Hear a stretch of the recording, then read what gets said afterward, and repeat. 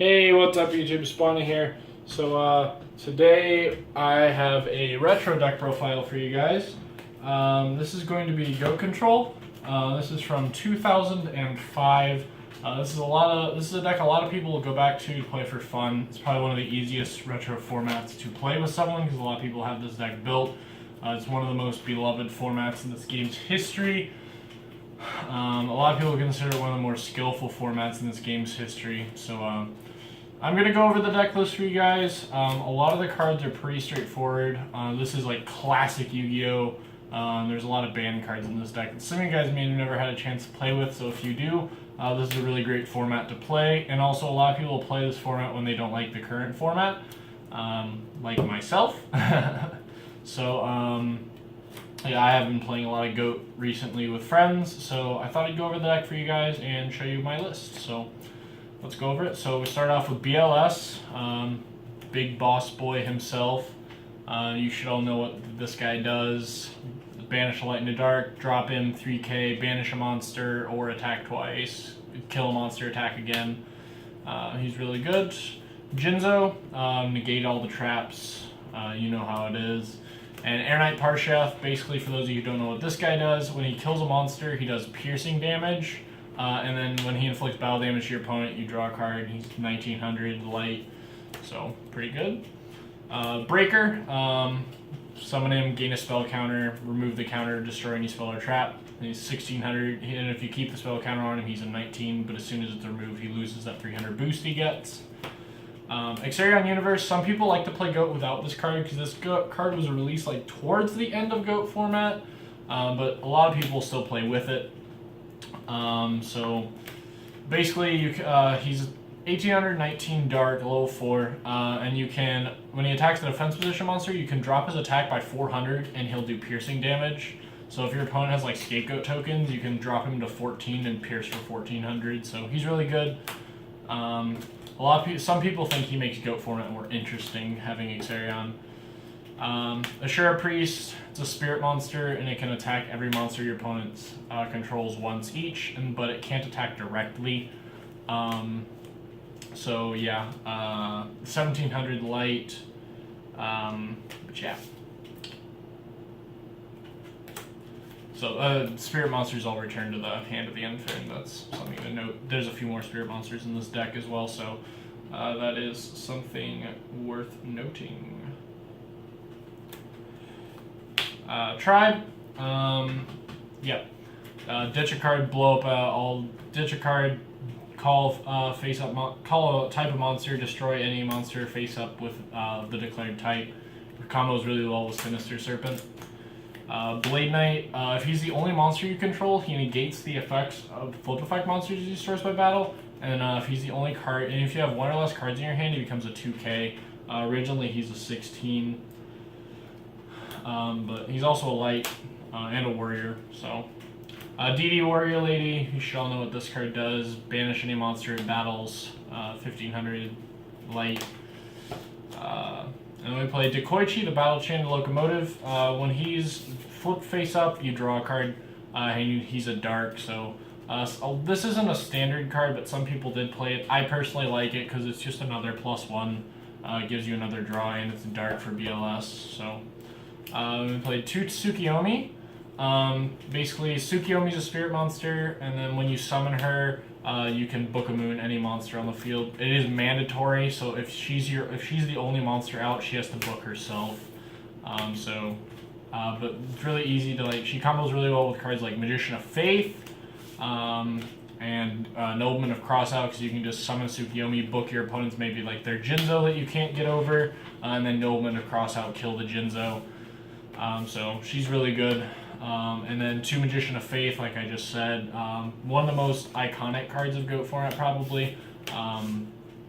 Recycle any spell when she's flipped up, and she's a light. Sengan, because it searches like almost any monster in the deck. Yeah, it searches like all of these, searches this, and it searches all the rest of the monsters. So really good, and it's a dark. So Morphing Jar.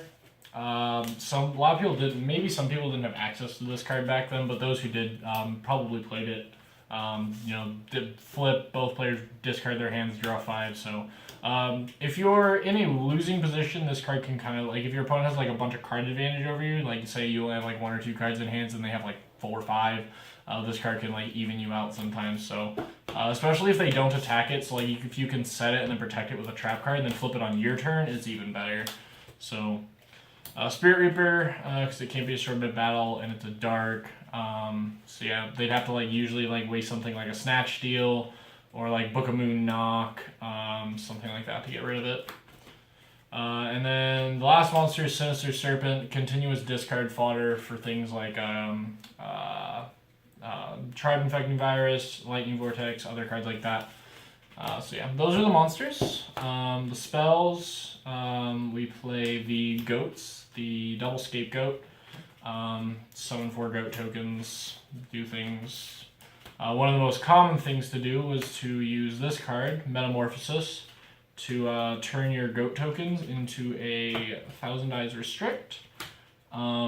And then you could like steal your opponent's monsters and stuff like that. So, but you could also like use like any of your monsters to summon your various extra deck fusion monsters. So it was called the fusion deck back then. But yeah, so and 2 Noblemen of Crossout, like I was talking about this card earlier. Kill any face down monster, banish it, and then if it's a flip effect monster, both players have to banish all cards from that name from their deck. So like hitting your opponent's Magician of Faith was like really good. But if they hit yours, it really sucked. You could essentially, like, if you knocked Magician of Faith before either player was able to, like, get, like, unless you had one in your hand, then this was even better. But if you got both of their Magician of Faith out of their deck, it was really good. So this card was definitely, like, really, really good back then. 2 Book of Moon combos really well with Knock. It's a spell, so, like, it can turn off Jinzo. Can help you run over bigger monsters, etc. So just a really good card overall. And plus it's kind of like a trap too, because it can like save your monsters from being killed. Lightning Vortex, Dark Hole, and Regeki were banned, so this is like the next best card to play. Ditch a card, destroy all face-up monsters your opponent controls. So really good. And then for Spell and Trap Destruction, we played 1 MST because it was at 1, and Heavy Storm was also legal in this format. So we played both. Just 1 of each, so that's all we could play. Snatch Steal. Those of you may remember how the havoc this card reaped when it was legal. Like I think January 2015 it became legal, and it was legal for 1 format, and then they banned it again. Yeah, this card was insane then, and it was insane in this format too. So steal your opponent's Jinzo, Parshath, steal your opponent's monster, then tribute summon your Jinzo or your Parshath with it. Just really good. And then we played Premature Burial. Monster Reborn was banned, so this card's still really good though. You could like discard your tribute summon monsters with like Lightning Vortex or like Graceful Charity, and then Premature Burial summon them back. And then the Trinity, Delinquent Duo, Pot of Greed, and Graceful Charity. These 2 are your draw cards, and this card just allows you to pay 1,000, knock 2 cards out of your opponent's hand, 1 at random, 1 of their choice. So that's the spells, and then for the trap lineup, we played 2 Dust Tornado. Some people just played 1. I chose to play 2, just because, like, again, like a lot of spell. I don't want to deal with a lot of back row, and this just gave me another card that was able to just deal with that for me. So I just chose to play 2. 1 Mirror Force, one of the best traps in this game's history. Ring of Destruction. All these cards are pre-errata if any of them are legal now, so you could still ring people for game. Main phase 2 ring. Like summon your monsters, attack, main phase 2 ring, blow up your guy, burn them for the rest of their life points. Sakuretsu Armor, some people played 2. I chose to just stick with 1. Just, you know, destroy the attacking monster, pretty good. Call of the Haunted, just another reborn card. If like they MST'd this, something cool you could do is like summon back your Sengen, and it would live. Or if like they tried to Dust Tornado it, you could summon back your Jinzo, and then the Dust Tornado would be negated and your Jinzo would live. And then the last card in the deck is Torrential.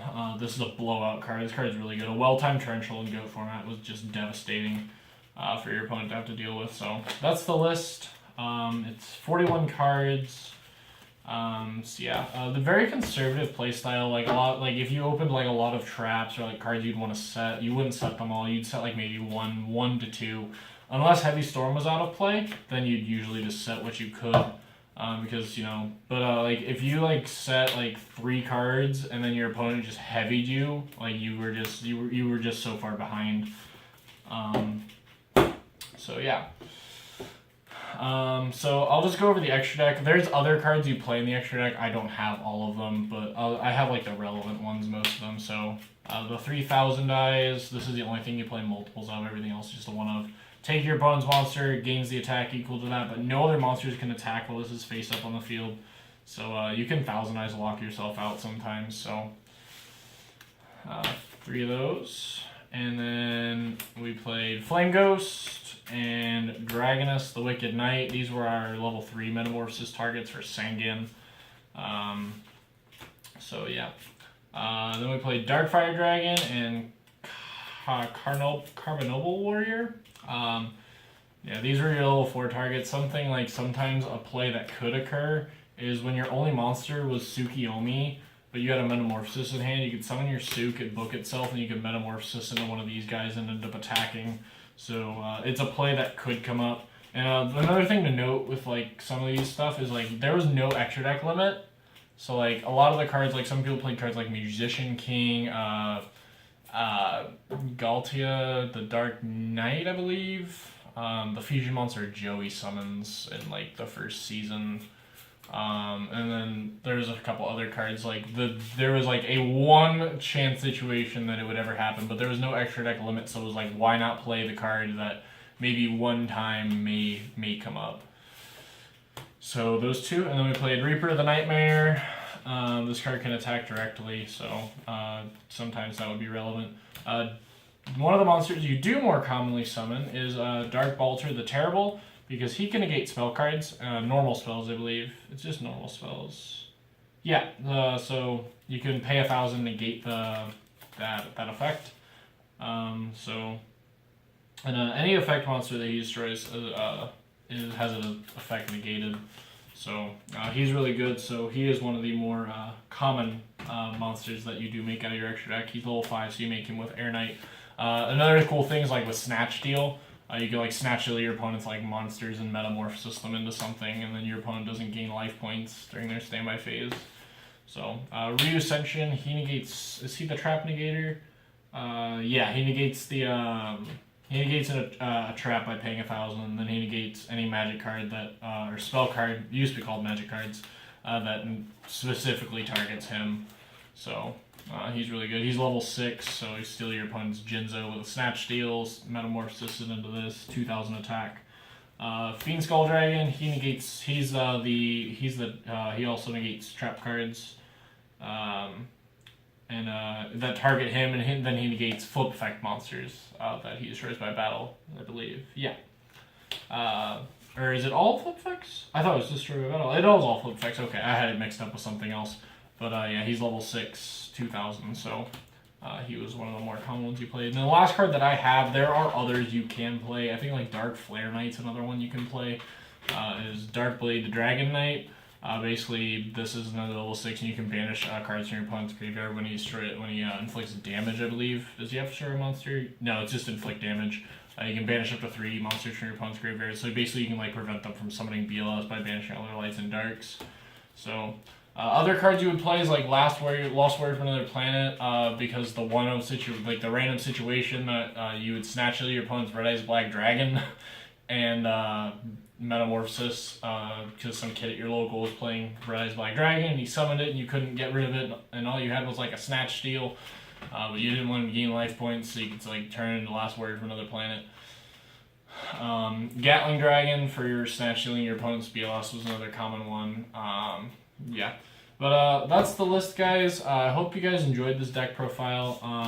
I will have to, I am going to Nationals, so that's something else I wanted to announce. So if you guys do play GOAT format and you see me at Nationals, I'll make another video before then, but I thought I'd just make that announcement now. If you do play GOAT and you would like to play GOAT with me at Nats, I'll be more than happy to do that. You can play with or without Xerion, it's up to you. So yeah, but let me know what you guys think. Comment, rate, subscribe, and follow me on Twitter. Link will be in the description below as always, and I will see you guys in the next video. Thanks for watching.